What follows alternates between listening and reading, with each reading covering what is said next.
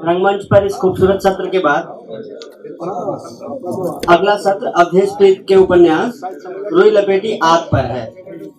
मैं अवधेश प्रीत जी से आग्रह करूंगा कि वो मंच पर अपना आसन ग्रहण करें। मैं मोहम्मद दानिश जी से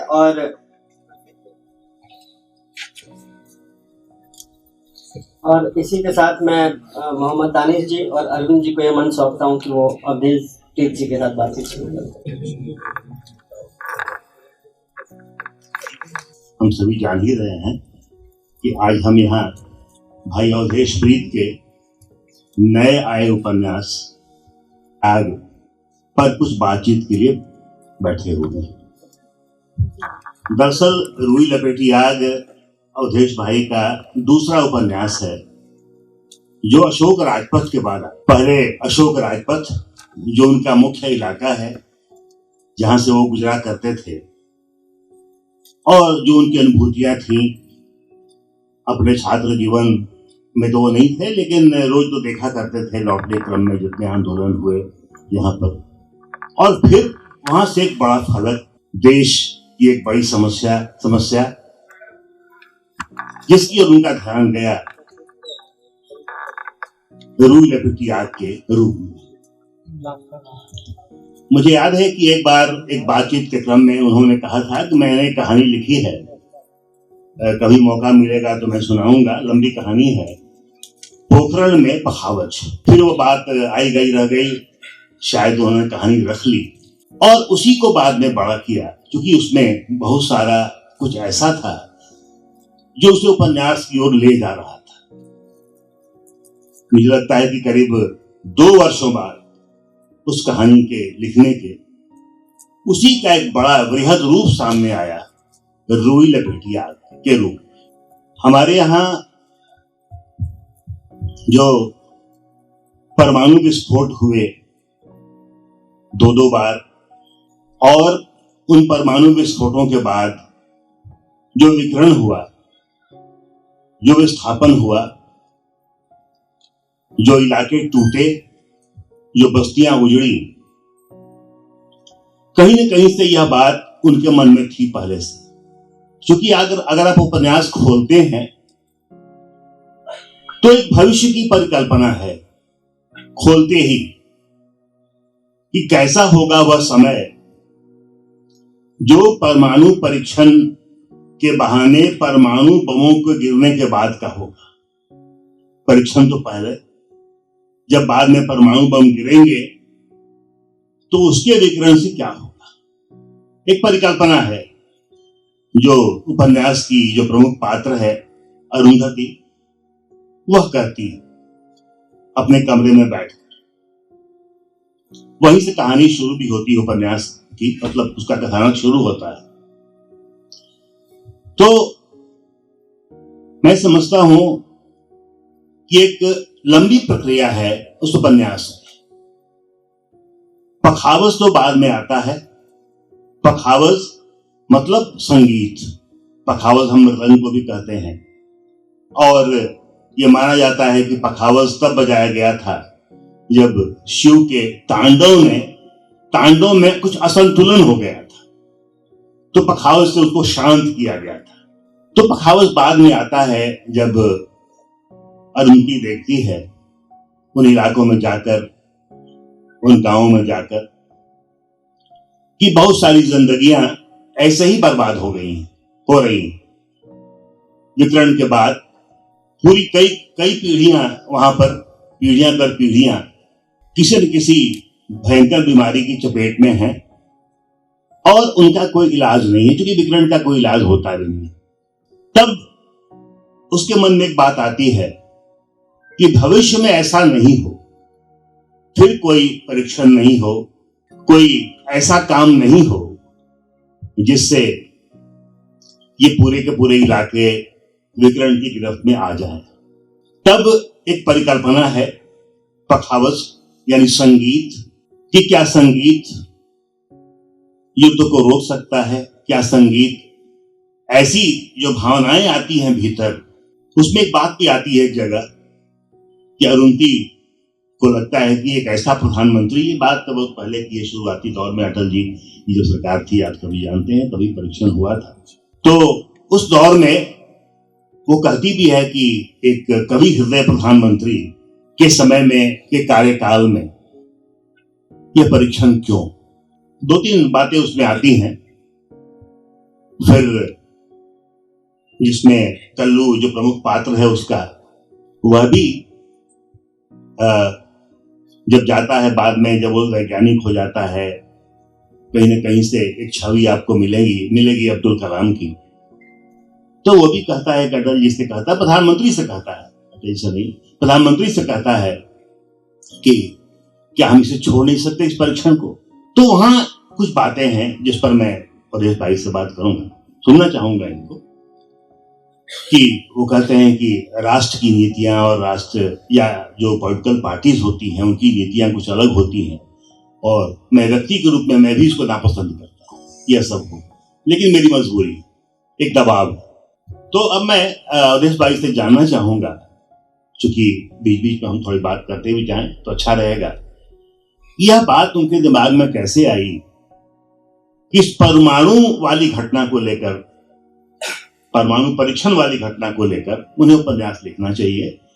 चूंकि उपन्यास लिखना उन्होंने शुरू कर दिया था और अशोक राजपथ पर थे, और अचानक देश की सरहद पर दाखिल हो गए, राजस्थान के इलाके में।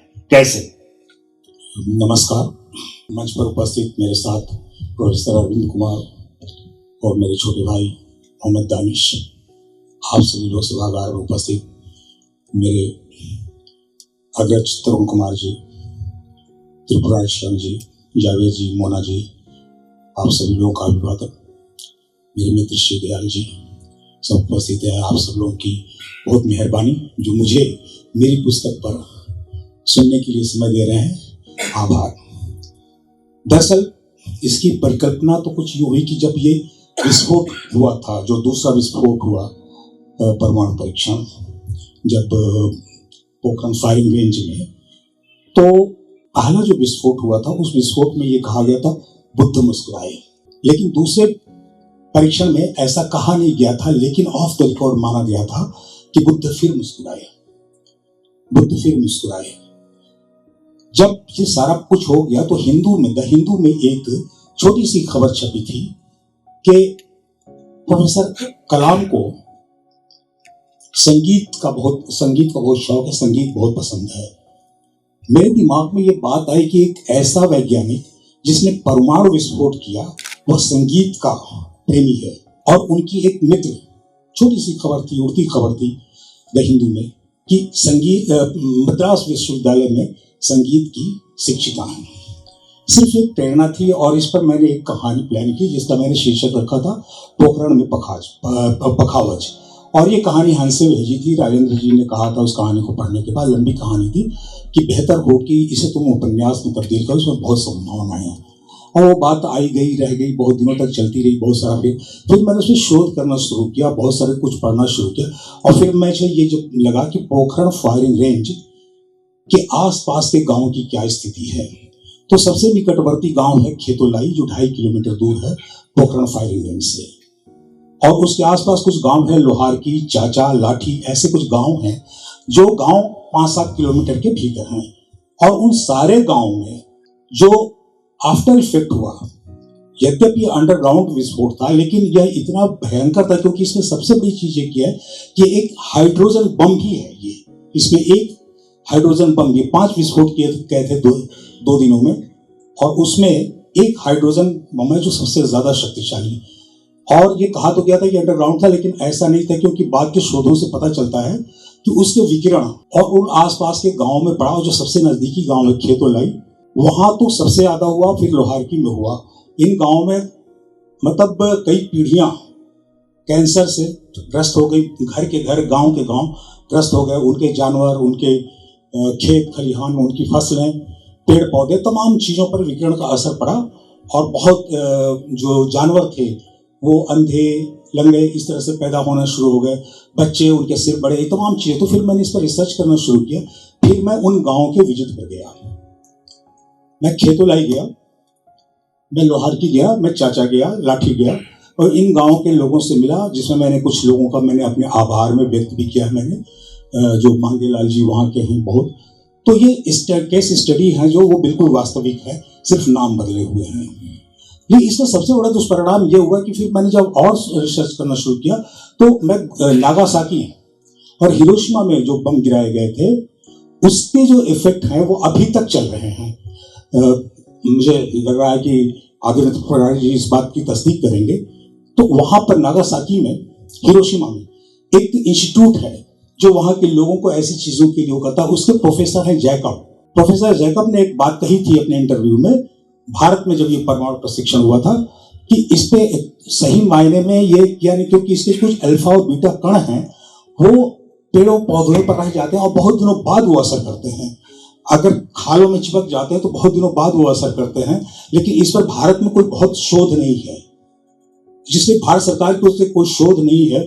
तो ये मुझे पूरा लगा कि इसके पीछे कहीं ना कहीं कोई एक बहुत ही व्यवस्थागत जो कह सकते हैं आपकी आम आदमी के प्रति उपेक्षा भाव है वो भी है, जिससे ये लोग जो। तो मैंने कहा कि जब एक विकिरण का प्रभाव इतना है तो अगर ये विस्फोट होगा तो क्या होगा। तो इन तमाम चीज़ों को लेकर के मैंने ये कहानी, और फिर संगीत की शिक्षिका जो थी उसको लेकर के मेरे मन में आया कि सृजन और विध्वंस के बीच का जो संघर्ष है उस अंतर संघर्ष को लेते हुए मैंने इस उपन्यास की रचना करने की कोशिश की। और इसमें बहुत कुछ ऐसा है जितनी कल्पना है उतना यथार्थ है। इसीलिए मैंने इस कहानी के डिस्क्लेमर में कहा है कि आधी हकीकत और आधा हिस्सा है। बहुत अच्छे से आपने अपनी इस किताब के बारे में बताया। बहुत से लोग यहाँ हैं तो मैं कुछ चीज़ों को जोड़ना चाहता हूँ, फिर आपसे दूसरा सवाल। अभी तक आपने विषय प्रवेश के तौर पे जो बातें रखी हैं, इस किताब को पढ़ते हुए मुझे एक किताब याद आई, और वो इसलिए ज़रूरी किताब है क्योंकि इस विषय वस्तु पर चेरनोबिल की घटना से आप सब वाकिफ़ होंगे। 1986 में न्यूक्लियर प्लांट रिसाव के बाद जो वहाँ ट्रेजेडी हुई, उस पर एक बहुत मशहूर किताब लिखी है स्वेतलाना एलेक्सेविच ने, वॉइसेस फ्रॉम चेरनोबिल। 2015 में उस किताब को साहित्य का नोबेल पुरस्कार मिला। एक तरह से वो नॉन फिक्शन की किताब है। उस किताब में भी आपने अभी जो कहा कि जो दुष्प्रभाव रहे और दुनिया भर में जो उसका जिक्र हुआ, आपकी किताब में भी मैंने देखा कि सारी चीज़ें हैं, दुष्प्रभाव का जिक्र है। आप बताते हैं कि किस तरह जानवरों पर, गायों पर और फूलों पर, खेतियों पर क्या प्रभाव होता है, मनुष्यों पर क्या प्रभाव होता है, कैंसर, डिसेबिलिटी से लेकर सेरेब्रल पाल्सी और तमाम चीज़ों का जिक्र करते हैं। उस किताब में भी स्वेतलाना इन सब चीज़ों का हवाला देती हैं। 1986 और 1974, 1998, 24 साल और आप 1986, तो लगातार वो 20वीं सदी का जो दशक था दुनिया भर में परमाणु शस्त्रों को एक तरह से मजबूत अपने देश साबित करने के लिए बना रहे थे। अब का जमाना परमाणु निशस्त्रीकरण का है। लेकिन मैं यहाँ एक चीज़ जोड़ूंगा, आपके उपन्यास का जो नायक है उसका नाम है कल्लू, और वो डॉक्टर कलीमुद्दीन अंसारी के रूप में उस नायक को हम पढ़ रहे होते हैं। और जरूरी नहीं कि हम उसको निजी जीवन में उसको पहचाने कि वो व्यक्ति कौन है, उसकी धारणा पाठक को बनाने दीजिए। तो मैं ये कहना चाहता हूँ कि यह उपन्यास पढ़ते हुए मुझे ऐसा लगा कि आपने कल्लू को एक जगह राष्ट्र नायक के तौर पर स्थापित किया जब वो परमाणु बम बना रहा होता है, इस देश के लिए राष्ट्र गौरव का काम करता है। दूसरी तरफ अरुंधति के माध्यम से जिस हीरो को आपने स्टैब्लिश किया है, अरुंधति, बया और गुनी के माध्यम से उसको एंटी हीरो के रूप में भी तब्दील किया है। तो इस उपन्यास की जो मेरी एक अपनी जो पहचान करने का जो सूत्र है मेरा जो अपना, वो ये है कि एंटी हीरो और हीरो के बीच में जो आपने कैरेक्टर गढ़ा है, इसको गढ़ते वक्त आप किस दुविधा से गुजर रहे थे? ये बहुत अच्छा प्रश्न है। दरअसल ये बहुत ही कॉम्प्लिकेट मतलब कह सकते हैं यहाँ पे कैरेक्टर है कलीमुद्दीन अंसारी, और इसमें जब नायिका जो कि उसकी बचपन की मित्र है अरुंधति, वो उसे खुद भी नायक के रूप में देख रही होती है, लेकिन जब ये परमाणु विस्फोट का वो बनता है, नायक बनता है, या कहिए कि एक तरीके से अग्रदूत बनता है, तो वहां पर उसे एक झटका लगता है कि ये मेरा नायक मनुष्यता के विरुद्ध काम कर रहा है। तो वो एक, लेकिन देखिए कि इस पूरे उपन्यास में कहीं भी लेखक उस कैरेक्टर के प्रति या किसी भी कैरेक्टर में जजमेंटल नहीं है। वो कहीं भी ये नहीं कहता, लेखक ये नहीं कह रहा है कि ये नायक है या अनायक है या प्रतिनायक है या खलनायक है। उसको कहीं भी मैंने ये नहीं कहा। मैंने वह जो जैसा जिन परिस्थितियों में आया है, जिन कैरेक्टर्स के साथ उसकी मुठभेड़ें हो रही हैं, जिन कैरेक्टर के साथ उसका सानिध्य है, या उनकी जो उनके जीवन में आवाजाही है, या उसके बनने बिगड़ने में जिन कैरेक्टर्स का हाथ है, उन तमाम चीज़ों उनके बीच ही वो मैंने रखने दिया कि वही निर्णय करेंगे ये क्या है। हाँ, लेखक के मन में ये द्वंद्व जरूर था कि हम इसे नायक बनाए, खलनायक बनाए। मेरे मन में ये था, बार बार कई बार लगता था कि अगर अरुंधति इसे नायक मानती है और फिर वो विस्फोट की वजह से उसे प्रतिनायक मानने लग जाए तो मैं जजमेंटल हो जाऊंगा। तो मैंने इस चीज को छोड़ दिया, क्योंकि वो जब प्रधानमंत्री से मिलता है तो अपनी बात कह देता है और अरुंधति बाद में रियलाइज करती है कि इसे अगर ये नकार देता इसका, तो कहता है कि अगर मैं इस विस्फोट का नेतृत्व करने से नकार देता, कोई दूसरा इस काम को करता। लेकिन मुझ पर ये तोहमत लग जाता बकौल कलीमुद्दीन अंसारी कि मैं राष्ट्रद्रोही हूँ, राष्ट्र विरोधी हूँ। तो इसलिए वो भी नहीं करने देना चाहता था, नहीं लगने अपने सिर पे, अपने माथे पे वो भी लगने नहीं देना चाहता था, कलंक नहीं लगने देना चाहता था।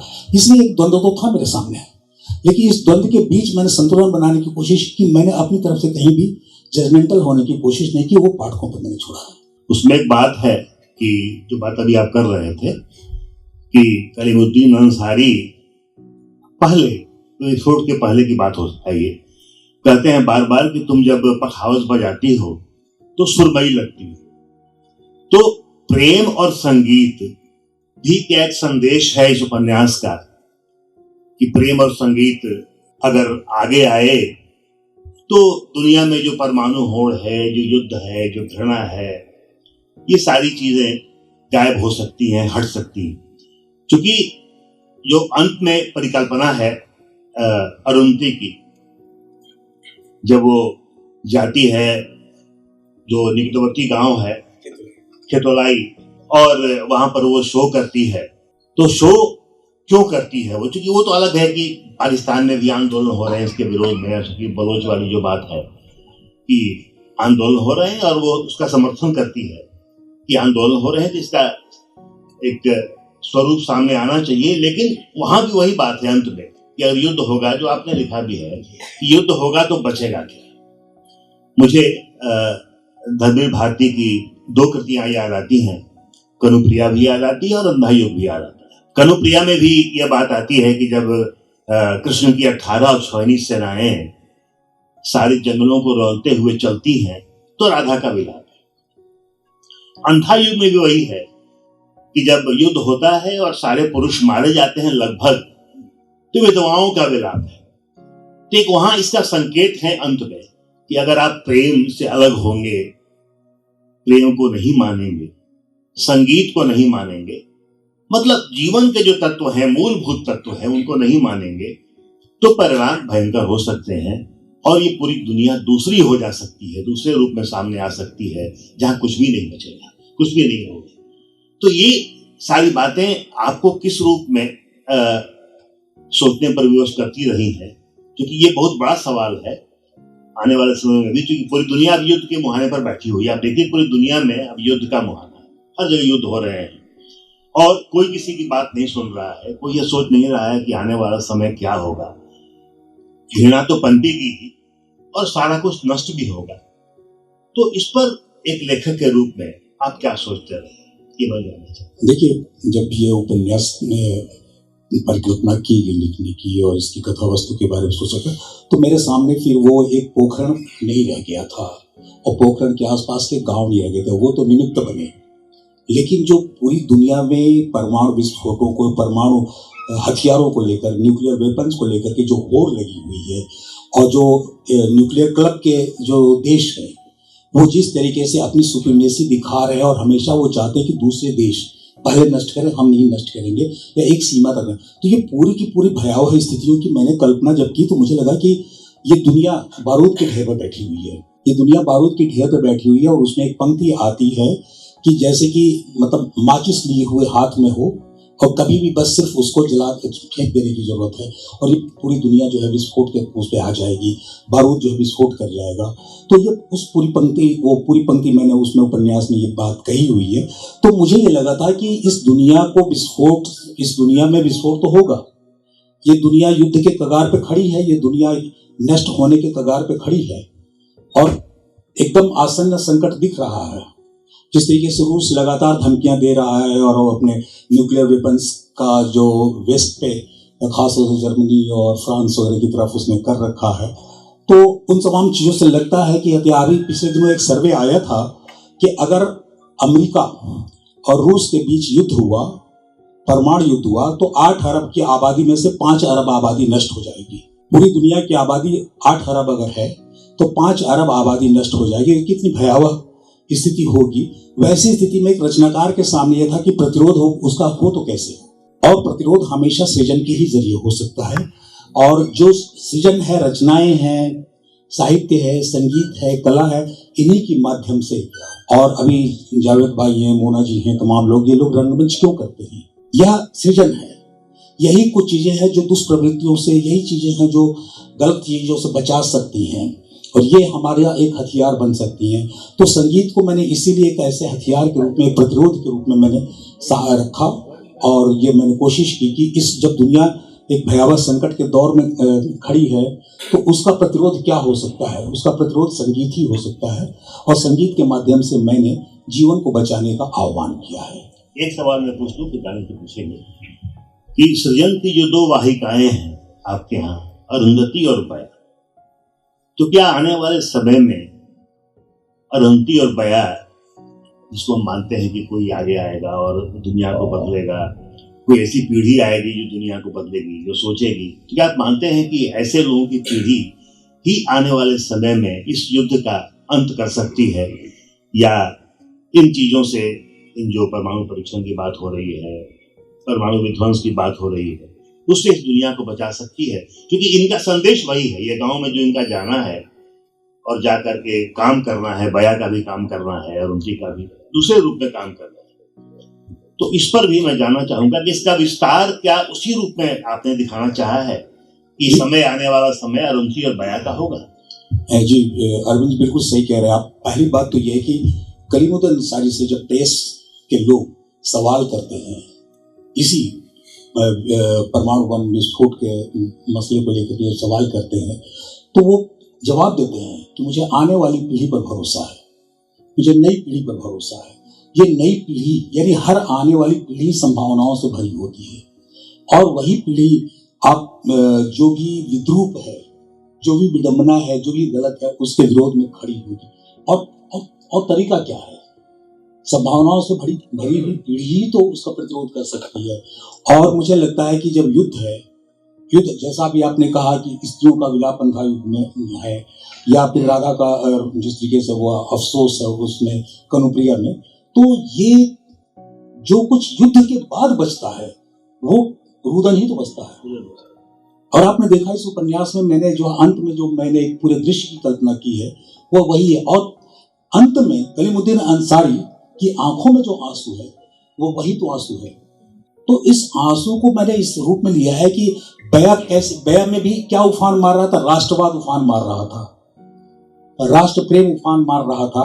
लेकिन जब उसका कायांतरण होता है तो वो कायांतरण ही उसको एक प्रतिरोध के रूप में, प्रतिरोधी पात्र के चरित्र के रूप में खड़ा करता है। और वो खड़ा तब होता है जब आपके मन में करुणा हो, और करुणा संगीत साहित्य कला से आती है, विकसित होती है। रहती तो सबके भीतर है, क्यों परिमार्जित वो करुणा उसी से होती है। जो बया, जो अरुंधति जो उसकी गुरु है, बया जो उसकी शिष्या है, उससे ये बात कहती है कि करुणा ही जो है मूल है हमारे परिवर्तन का। हमारे जो जैसे गौतम बुद्ध के यहाँ करुणा है, उन्होंने दुनिया को बदलने का जो एक वो, या उनका भी जो कायांतरण होता है वो करुणा से ही होता है। तो ये बया का कायांतरण भी करुणा से है, और जब करुणा नहीं होगा तो दुनिया को बचाया नहीं जा सकता। तो मुझे लगता है कि नई पीढ़ी ही जो है, बुद्ध मुस्कुराए और बुद्ध नहीं मुस्कुराए, इस पर कुछ प्रकाश डालते हैं। देखिए ये तो एक बिल्कुल दूसरी तरह की प्रशासनिक, क्योंकि एक कोड रखा जाता है, जुड़ा हुआ। हाँ बिल्कुल सही बात है। तो जब पहला विस्फोट हुआ था 1974 में, इंदिरा गांधी का वो समय था, उसमें ये कोड था बुद्ध मुस्कुराए। तो बुद्ध जानना चाह रहा हूँ कि बुद्ध मुस्कुराए, देखिए इसमें मैं तो बतौर लेखक और बतौर वो जो प्रेम की बात मैं कर रहा था कि प्रेम क्या जो सद्भावना है, जो निकटता है, उस अर्थ में तो जो है वो बिल्कुल बुद्ध तभी मुस्कुराएंगे जबकि करुणा आपके भीतर होगा, और करुणा से ही जो है दुनिया को बचाया जा सकता है। ये मेरा आग्रह है। आगे बात को बढ़ाते हुए मैं ये कहना चाहूँगा कि इस उपन्यास में आपके मुख्य कथानक के साथ साथ बहुत से सपोर्टिव कथा वस्तु का भी आपने बहुत इस्तेमाल किया है, द्वितीय कथाएं या अवान्तर कथाएं कहें अगर तो कुछ एक का जिक्र करूंगा और उसके हवाले से एक सवाल करूंगा कि आपने गुनी का कैरेक्टर चुना है और गुनी एक बहुत सशक्त महिला है और उसने एक जगह कहा है, अब देखिएगा बाजारवाद आया है आपके उपन्यास में कई जगहों पर, लेकिन मुझे उसका एक याद आता है कथन। वो बोलती है कि गरीब मनाई बदी का घर का बाहर का, यानी गरीब लोगों के लिए घर क्या है बाहर क्या है। वो अपने पति को बाहर पंजाब भेजती है नौकरी करने के लिए जबरदस्ती, और वहां वो खालिस्तानी आंदोलन में मारा जाता है उसका पति रतन। ठीक उसी तरह से आपने अंसारी चा का कैरेक्टर जो चुना है, जो कलमुद्दीन अंसारी के फादर होते हैं, पिता होते हैं, वो पावर लूम का जमाना आ जाता है नेहरू जी के प्रधानमंत्रित्व काल में। आपने ये हवाला जो दिया है, हैंडलूम के जमाने से पावर लूम आने के बाद मनुष्य की जो अपनी सृजन शक्ति थी या श्रम की शक्ति थी, उस पर मशीनों का कब्जा होता है। और कलमुद्दीन अंसारी ये कहते हैं, उनके पिता अंसारी चा, कि पावर लूम का जमाना जब से आवा है मुदा हमनी के तक कबर खुदा गवा है। तो ये दो जो करघा के कबर खोद गया है। तो मैं ये कह रहा हूँ कि जो मनुष्य आपने इन दो कथानकों से चुने हैं या सहायक कथाओं से, इनको जब आप मुख्य कथा के साथ जोड़ते हैं या जोड़ रहे होते थे लिखते वक्त, तो आपको क्या लग रहा था? ऐसा तो कहीं आप महसूस नहीं कर रहे थे कि मुख्य कथा के साथ इनका एक न्यायोचित संबंध जोड़ना मुश्किल हो रहा है, या किस रूप में आप जोड़? देखिए, ये उपन्यास थोड़ा सा जो हिंदी की परंपरागत उपन्यास है उससे थोड़ा सा ये हट करके है, इसलिए पाठक को ये लगता है कि एक सरल रेखा में चलने वाला ये उपन्यास तो नहीं है। वो जो अवान्तर कथाएं हैं वो ये बता रही हैं कि जिस समय विशेष में, जिस काल खंड में हम परमाणु विस्फोट कर रहे हैं, उस समय देश की आर्थिक स्थिति क्या है, क्योंकि ये उपन्यास अपने आगे पीछे आवाजाही करता है। और ये जब 98 में जब ये विस्फोट होता है तो उस समय भारत की स्थिति क्या थी, देश की जब कितने प्रतिशत लोगों को जो है शिक्षा, बुनियादी शिक्षा नहीं मिल रही थी, स्कूल नहीं थे, आर्थिक स्थिति बहुत खराब थी, और इसके साथ ही आर्थिक प्रतिबंध लगने की भी पूरी आशंका थी। इन तमाम चीज़ों के बीच आपका मजदूर पंजाब कमाने के लिए भाग के जा रहा पलायन, जो आज तक ये पलायन एक बड़ी समस्या है, बिहार की एक बड़ी समस्या है, जो बहुत सारे लोग हैं। तो ये उस कालखंड में आप क्या एडवेंचर कर रहे थे? गुनी जैसी महिला जो शोषित हो रही थी, जिसका बेटा मदोई के कालीन कारखाने में बहुत बाल मजदूर के रूप में वहां भेज दिया जाता है। ये तमाम शोषण का तंत्र बहुत ही सघन था। सघन तो अभी भी है, लेकिन उस कालखंड में मैंने जो दिखाया, वो जो कालखंड है उसमें मैं ये बताना चाह रहा था कि ये गुनी जैसे लोग, उसमें के गुनी जैसे लोगों की सहनशीलता ही है जो हम जैसे लोग जो ये ऐश कर पाते हैं। जिस दिन वो विद्रोह कर देंगे, यानी जो श्रमिक वर्ग विद्रोह कर देगा, उस दिन हमारे ऐश के सारे जो वो हैं खत्म हो जाएंगे। तो ये गुनी और गुनी से जुड़े हुए जो कैरेक्टर्स हैं वो उस कालखंड को रिप्रेजेंट कर रहे हैं। और जहाँ तक अंसारी शाह की बात है, जो कलीमुद्दीन अंसारी के पिता हैं, वो उस दौर के व्यक्ति हैं जबकि भारत और पाकिस्तान का विभाजन हुआ और उसके परिवार के सारे लोग पाकिस्तान चले गए। वो नहीं गए तो उसके पीछे की जो वजह है कथा में वो आपने देखी होंगी, लेकिन वो उनका जो परंपरागत जो पेशा है वो बुनकरी का है। और नेहरू युग में जैसे पावरलूम आना शुरू होता है, आप जानते ही होंगे कि जो वो औद्योगिकरण का जो शुरुआत हुई है, तो उसे पावरलूम को उसने खा दिया। चूंकि मैं जिस इलाके से आता हूँ, मऊनाथ भंजन वगैरह का इलाका, और आप जानते होंगे अब्दुल बिस्मिल्लाह का उपन्यास जीनी जीनी बीनी चदरिया उस समस्या पे ही केंद्रित है। तो मेरे मन में ये बात थी कि ये जो हथकरघा उद्योग है, ये जिस तरीके से तबाह हुआ, वो शायद तो अंसारी शाह जैसे लोगों के लिए वो एक बड़ा झटका था। वो भी कहते हैं कि इल्म हो, हाँ, तो इंसान बची, हाँ, ये बात जो बिकेगा वही बचेगा। तो ये एक अनुभव था, क्योंकि जब नेहरू युग आया तो नेहरू के साथ ही साथ आप देखते हैं कि मोहभंग का भी समय शुरू होता है। तो इसीलिए वो अंसारी शाह जो है उस माध्यम से और करघे के माध्यम से मैंने कहने की कोशिश की है कि नेहरू युग का भी मोहभंग हो रहा था। अब एक शिल्प पे मैं बात करूंगा जरा इस उपन्यास के। जब आप इस उपन्यास को पढ़ते हुए आखिर तक पहुंचते हैं तो कई सारी भाषाओं से आपका साबका होता है, परिचय होता है, और उसमें अवधी है, उसमें राजस्थानी है, बंगाली है, हिंदी तो है ही, और बीच बीच में आपने पखावज का जिक्र किया, अरविंद जी भी कह रहे थे। मुझे लगता है ठुमरी की तरह आपने उर्दू के बहुत सारे अशार शामिल किए हैं बड़े बड़े शायरों के, और उसके अलावा हिंदी की कविता भी एक आध दो जगह है। तो ये सारी चीज़ें मैं जब देख रहा था तो मेरी निगाह एक शब्द पे अटक गई। हो सकता है औरों के लिए बहुत नया भी हो, किसी ने सुना भी ना हो। वो शब्द था टूअर। आमतौर पे भोजपुरी इलाकों में या हमारे देशज भाषा में टूअर शब्द का अर्थ होता है अनाथ, और बहुत कम सुनने को ये मिलता है। गांव में मैंने सुना है बचपन में अपने टूअरा टूअरा नाम जिसके माँ बाप नहीं होते थे टूअरा बोलते थे लोग। टूअर को बराबर टूअर टापर जी जी सर, शब्द युग्म के रूप में बिल्कुल। प्रयोग करते तो हैं। आपके उपन्यास में मैंने वो देखा कि आपने कलीमुद्दीन अंसारी के लिए इस्तेमाल किया है। तो भाषा की एक वैविध्यपूर्ण यात्रा, उसमें उर्दू के इतने अच्छे पोइट्री, उनके अशार इस्तेमाल किए, मानिक खेस, बेगम अख्तर की ठुमरियाँ भी हैं। तो वो ये सब चीज़ों को एक साथ समाहित कर लेना कितना आसान या कितना कठिन रहा था आपके लिए, इस पर रोशनी डालें।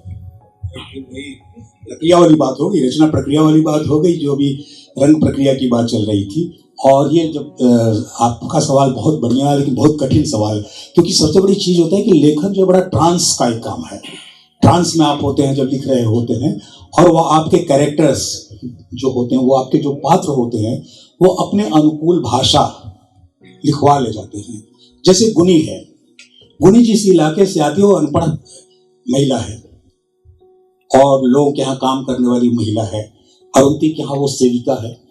किन परिस्थितियों में अरुंती के पास पहुंची वो भी आपने देखा हो, बहुत मार्मिक दृश्य है वो। उसकी माँ को मिली थी वो भीख मांगते हुए सीढ़ियों पर, और उसकी माँ की यानी इसकी ननिहाल के मायके की वो थी, उसी कुम्हार की बहू थी जिसका बेटा पंजाब कमाने गया था और वो जो है मारा गया पंजाब के आतंक में। तो ये पूरी कथा की जो मार्मिकता है, तो गुनी किस भाषा में बात करेगी, वो अवधी इलाके की है। तो इसीलिए वो जो है अवधी इलाके की जो भाषा है, जो बोली है, उसमें वो बात करती है। उसके साथ जो लोग इंटरेक्ट करते हैं उस भाषा में, उसी बोली में बात करते हैं। तो मेरे पात्र जो है जिस इलाके के हैं, जिस आप कह सकते हैं कि परिवेश से हैं, उस तरीके की भाषा है। अंसारी शाह की अपनी एक भाषा है, और जो रामायणी है तो उनकी अपनी भाषा है, अरुंती की अपनी भाषा है, कल्लू की अपनी भाषा है, तो वहाँ वैज्ञानिक भाषा भी है। तो ये तमाम चीज़, लेकिन आपने एक चीज़ देखा हो कि उसमें बहुत शुरू में ही ये इस्टेब्लिश किया गया है कि साइंस का दिमाग शायर का दिल, ये अरुंती कहती है कलीमुद्दीन अंसारी के लिए। तो जब वो शायर का दिल है तो शायरी उसके जहन में, उसके काम में, उसकी प्रक्रियाओं में वो तो हमेशा परिष्कृत। तो इसलिए मेरी कोई, और चूंकि अरुंधति भी संगीत से जुड़ी हुई है, तो इसलिए उसके यहाँ भी कविता और संगीत है, उसके यहाँ भी ठुमरी और वो दूसरी तरह की गजलें हैं। तो ये उनका उपयोग समय समय पर मैंने वो किया है जो कि उस कैरेक्टर की जरूरत के मुताबिक वो आए हैं।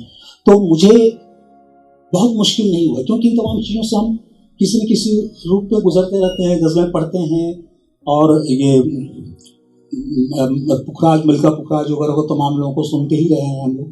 तो मुझे नहीं लगता है कि बहुत मुश्किल रहा है, क्योंकि वो कैरेक्टर्स जो हम क्रिएट कर रहे होते हैं, तो कैरेक्टर की ज़रूरतें क्या है उस हिसाब से वो चीज़ें आ जाती हैं। और भाषा को लेकर के जहाँ सवाल, ये मेरा ज़रूर है कि मैं कई इलाकों में रहा हूँ। मैं इलाहाबाद में रहा हूँ, बनारस में रहा हूँ, तो वहाँ की बोली बानी भी मुझे आती है। तो इसलिए लिखने में मुझे बहुत मुश्किल है, क्योंकि वो पूरा जो मेरा जो परिवेश है वो बनारस और इलाहाबाद है, इसी परिवेश है। तो आपने देखा होगा कि बनारस और इलाहाबाद की जो बोली है वो मैंने वहाँ पर इस्तेमाल किया है। और उर्दू और हिंदी तो हम लोगों की बोलचाल की भाषा ही है, इसलिए वो तो कोई मेरे लिए बहुत मुश्किल नहीं था। तो भाषा के इस्तेमाल को लेकर के मैं कोई अलग से सतर्कता नहीं बरतता हूँ, वो कैरेक्टर की जरूरत के हिसाब से है। जैसे वो बंगाली कैरेक्टर्स हैं, आप ये कल्पना कीजिए कि बंगाली कैरेक्टर और वो महिला जो है उसका पति है, वो घर में आपस में कैसे बात करेंगे? जाहिर है कि बंगाली में बात करेंगे। तो बंगाली में बात करेंगे तो मैं उसमें हिंदी अगर डाल देता हूँ तो ये लगेगा तो बहुत अच्छा, सभी को समझ में भी आएगा, लेकिन वो स्वाभाविकता नहीं आ जाएगी। और इसलिए मैंने वहाँ ब्रैकेट में उनकी जो हिंदी है वो दे दी है। तो लेकिन वो उनकी जो स्वाभाविकता है वो बांग्ला बोलने में ही है। और आमतौर पर कोई भी लोग होंगे वो अपनी जो जबान है, जिसको मादरे जबान कहते हैं, वो उसको जो है घर में बोलना पसंद करते हैं। इसलिए मैंने उसका इस्तेमाल किया कि कैरेक्टर के हिसाब से मैंने भाषा का इस्तेमाल किया। देखिए, लोक कलाओं पर भी आपने काम किया है काफी, और वैसे ग्रंथों को बचाने की बात की है जो ग्रंथ प्राय लुप्त हो गए थे, और नाथ द्वारा का एक जिक्र आया है कि वहाँ जाकर के जो बया जाती है और वहाँ से वो ग्रंथ ले आती है अपने पास। तो ये एक अच्छी बात है कि अगर लोक कलाएं बचें, लोक ग्रंथ बचें, मतलब जो हमारी परंपरा है, तो ये इसको किस रूप में आप देख रहे थे, मैं जानना चाह रहा हूँ, क्योंकि इसमें बहुत सारी ऐसी चीजें हैं जो आज भी उपेक्षित हैं और इस वक्त हमारा ध्यान नहीं जा रहा है। तो क्या आपका ध्यान उस ओर था कि जो आने वाली पीढ़ी हो, जैसे बया की जो पीढ़ी है या उसकी तरह की जो पीढ़ी है, वो इस पर भी काम करे, वो जाए और वैसे ग्रंथों को खोजे जो ग्रंथ लुप्त हो गए हैं या लुप्त होने के कगार पर हैं, संगीत के सुरों को खोजे, लोग जो धुनें हैं उनको खोजे, तो ये बहुत बड़ी बात होती है अगर ऐसा हो जाता है तो क्या आपका इशारा उस ओर था आने वाली पीढ़ी को? देखिए, कई बार क्या होता है कि इंटरप्रेटर अपने तरीके से इंटरप्रेट करता है किसी भी रचना को लेकर के, लेकिन जब मैं इस उपन्यास को जब प्लान कर रहा था, लिखने की योजना बना रहा था, तो मेरे मन में कुछ द्वंद्व थे संगीत को लेकर के। तो मैं पढ़ते पढ़ते मुझे ये बात पता चली कि पखावज एक ऐसा संगीत है, एक ऐसा वाद्य है जिसके बजाने पे सृष्टि जो रसातल में जा रही थी, जब शंकर भगवान शिव जब तांडव नृत्य करने लग गए थे एक असुर को मारने के बाद, और बड़ी खुशी में वो नृत्य करने लग गए, तो पृथ्वी जो है वो डवाडोल होने लगी, लगा कि रसातल में चली जाएगी। तो बहुत सारे देवताओं ने ब्रह्मा से आग्रह किया कि ये बचाइए, पृथ्वी तो रसातल में चली जाएगी, कुछ कीजिए उपाय। तो उन्होंने उसी असुर के भस्म से एक वाद्य यंत्र बनाया और उसे दिया गणेश को बजाने के लिए। जो गणेश ने उस वाद्य यंत्र को बजाना शुरू किया तो जो शिव का नृत्य था वो धीरे धीरे लय और ताल पे आना शुरू हुआ। तो जब तक वाद्य नहीं था तब तक तो वो अराजक नृत्य कर रहे थे या नृत्य में अराजकता थी, लेकिन जब वो वाद्य यंत्र बजाना शुरू हुआ तो धीरे धीरे वो लय में आना शुरू हुआ और इस तरह से पृथ्वी रसातल में जाने से बची। यह पूरी की पूरी जो एक मिथ कथा है, यही पूरे उपन्यास का केंद्रीय भाव है। जब आपने देखा इस उपन्यास का जो शीर्षक है वो कबीर के दोहे से लिया गया है, मैं बड़ी बलाए है भाज सके तो भाग। तो ये जो है इसमें रुई लपेटी आग, तो ये लिया इसलिए गया है कि ये एक बड़ा वो हो रहा है कि अब विस्फोट चारों तरफ हो रहा है, दुनिया रसातल में जा रही है, दुनिया को साथ। तो मुझे ये लगा कि जब संगीत की मैं बात कर रहा हूँ, पखावज की मैं बात कर रहा हूँ, तो पखावज की उस परंपरा तक मैं जाऊं तो मुझे पता चला कि एक नाथद्वारा घराना है जो राजस्थान में है, नाथद्वारा में, और ये पोखरण फायरिंग रेंज है वो भी उसी राजस्थान में है। तो ये जो दो ध्रुवांत हैं, एक संगीत का सृजन का और एक जो है विस्फोट और विनाश का, ये दो कार्य होते हैं और दोनों राजस्थान में ही होते हैं। तो ये मेरे लिए बड़ी अजीब सी बात थी, कंट्रास्ट था कि जिस प्रदेश में इतना बड़ा संगीत का घराना हुआ, नाथद्वारा घराना, पखावज का बहुत मशहूर घराना नाथद्वारा घराना, और नाथद्वारा घराने की पूरी कहानी है, लेकिन उसका जो खेमचंद्र जी जो उसके संस्थापकों में से थे, उन्होंने एक पुस्तक लिखी थी मृदंग सागर। जब ये वाद्य यंत्र जो बना था इसी को मृदंग कहा गया, जो बाद में पखावज के नाम से मशहूर हुआ।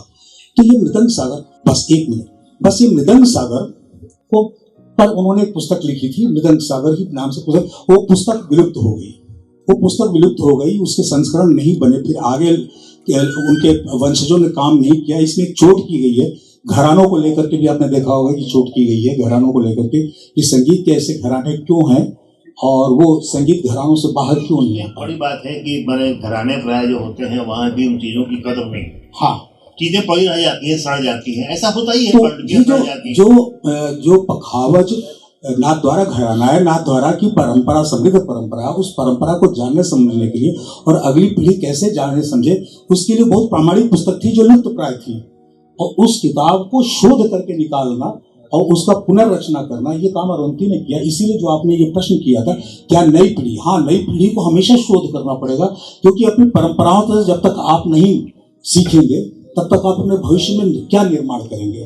तो भविष्य की निर्मिति के लिए भी जरूरी है कि आप अपने छूटी हुई परंपराओं को पहचानें। एक सवाल मेरे मन में आया अभी कि नई पीढ़ी की बात हो रही है, बस एक 2-3 मिनट, नई पीढ़ी की जो बात हो रही है अभी, तो नई पीढ़ी का एक दूसरा रूप भी हमारे सामने है कि नई पीढ़ी आज की एक भटकी हुई पीढ़ी भी मानी जा रही है।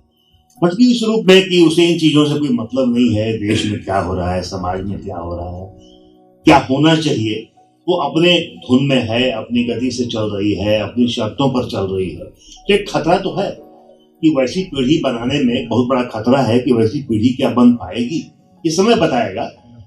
देखिए, ये तो बहुत है, लेकिन मुझे एक उदाहरण याद आता है, ये संभवतः ठीक से मुझे याद नहीं है, ये प्रभात जी ने कही ये बात कही थी, या तो मेरी कितनी पंक्तियां लोगों को याद रह जाएगी, दिनकर जी कितनी कविता याद रह जाएगी, और अंत में ये आया कि कम से कम आपकी ये 2 पंक्तियां तो याद रह जाएंगी, कुछ ऐसा था। तो उन्होंने आश्वस्ति से कहा था, ये तो बहुत अच्छी बात है, कम से कम 2 पंक्तियां भी लोगों को याद रह जाएंगी तो मैं अमर हो गया या मेरा काम हो गया। संभावना हम तलाश रहे हैं। और हाँ, तो अगर हमारे समय में, समाज में, युवाओं में अगर दुनिया को बचाने की ललक होगी और जो सृजनशील लोग होंगे, वो बहुत सृजनशील, आज के युवाओं को कम ना समझिए, आज के युवा जो है जितने टेक्नोलॉजी में आगे जा रहे हैं उतने ही जो है वो दुनिया को बचाने की भी कोशिश में लगे हुए हैं। वैसे भी सृजन में संभावना है, इसलिए तो ये उपन्यास भी सृजन में संभावनाओं को ही समर्पित है। बहुत बहुत धन्यवाद। एक बार चलते चलते मैं पूछूं आपसे कि आप पहले अशोक राजपथ पर थे, में दाखिल हो गए, तो अगला कदम आपका कहाँ होगा? अशोक राजपथ से पोखरण के बाद का जो कदम है वो कहाँ जाने वाला है? कैसे पूछ रहा हूँ मैं, कई योजना। विक्रमशिला एक सवाल ऑडियंस के तरफ। हाँ बिल्कुल बिल्कुल बिल्कुल, ये ज्यादा जरूरी है। पूछिए कोई सवाल। परमाणु विस्फोट से इतनी बड़ी मानवता की क्षति होती है, उसने पोखरण को आपने चुना, उसमें इस बात का भी जिक्र हुआ कि बुद्ध 2 बार हंसे। कुछ लोग का कहना है कि बुद्ध जो उस दिन रोए होंगे। आपने अशोक राजपथ भी लिखा। मेरे दिमाग में एक इतिहास दृष्टि, एक बोध होता है, इसी पटना में 80 लाख बुद्धिस्टों को मारा गया पुष्यमित्र शुंग के समय में। जैसा कहा जाता है 80 लाख, और प्रमाणिक ही है, दुनिया में ऐसा तक कहीं नहीं हुआ। तो इतिहास में जैसे आप राजपथ पर चलते हैं, अशोक राजपथ पर, वहीं पर लगता है सारा ये चीज रचा गया, वृद्धरथ की हत्या करके। तो ये बहुत दुनिया में इतना बड़ा जुल्म, अन्याय, मानव, यहाँ तो पोखरण और नागासाकी में कितना लोग मरे होंगे, और प्रोपोर्शन में देखेंगे जिस समय 80 लाख लोग मरे थे, दुनिया में कितने लोग होंगे। तो मैं थोड़ा सा समझता हूँ कि आप इधर सोचते हैं, अपने राजपथ पर चलते हुए इधर ना सोच पाए हैं। ऐसा क्या ये कोई राजनीति और सोचने का संदर्भ? क्योंकि आप तो बहुत नहीं, देखिए आपने संख्या की जो बात की वो बहुत महत्वपूर्ण के लिए शर्मनाक है। एक देखिए, इसलिए संख्या बहुत महत्वपूर्ण है कि वो 80 लाख मारे गए या 18,000 मारे। अगर हिरोशिमा में कुछ लाख लोग मारे गए, नागासाकी में कुछ लाख लोग मारे गए, तो उनकी मृत्यु उनसे कम नहीं हो जाती है। इसलिए तो हम इस रूप में ही देखेंगे।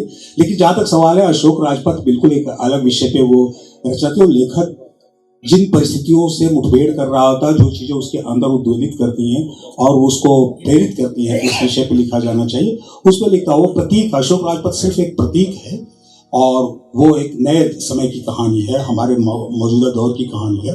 ये पोखरण में ये जो कथा है, ये कथा सिर्फ पोखरण में नहीं है, ये बनारस और इलाहाबाद से होते हुए ये राजस्थान, नाथद्वारा और फिर पोखरण सब जगह जाता है। तो काफ़ी बड़ा इसका आप कह सकते हैं कि वो पृष्ठभूमि काफ़ी बड़ी पृष्ठभूमि है, उसमें रचा गया। और ये हमने जिस समय लिखा था उस समय यूक्रेन और रूस की युद्ध की तो कहीं कोई दिमाग में बात नहीं थी, कही था, क्योंकि उपन्यास तो मेरा अभी आया ही है।